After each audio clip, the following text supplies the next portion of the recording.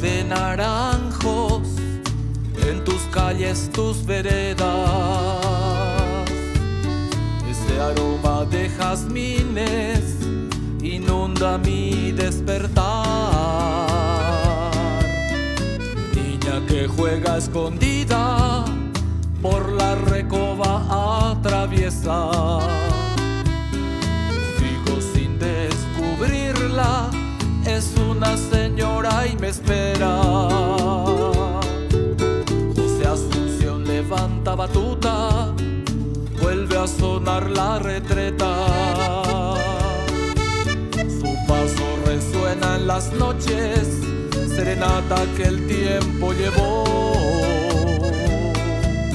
Amores de plazoletas en sombras de jacarandá.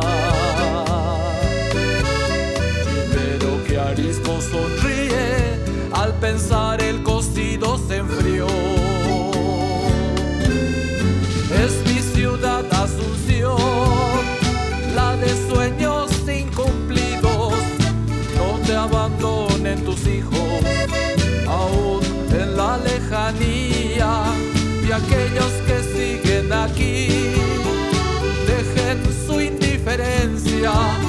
Mujer dormitando en el río, cansada y temblando de frío.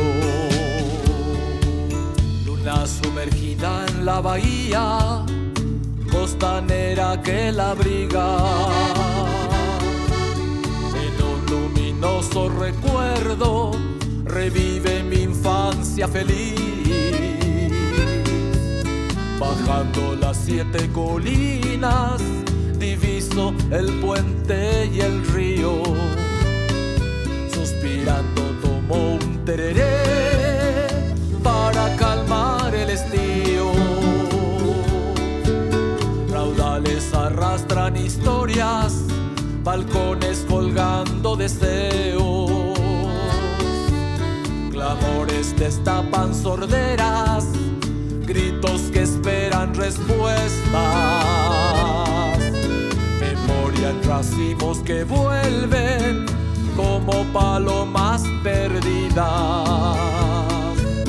El puerto recibe de nuevo al bohemio que busca guarida.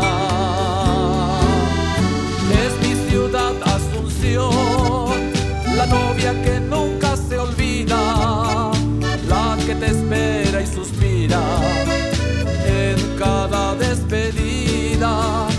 Es la que sueña que vuelvas con mochila de esperanza, y en cada despertar sale a tu encuentro y te abraza.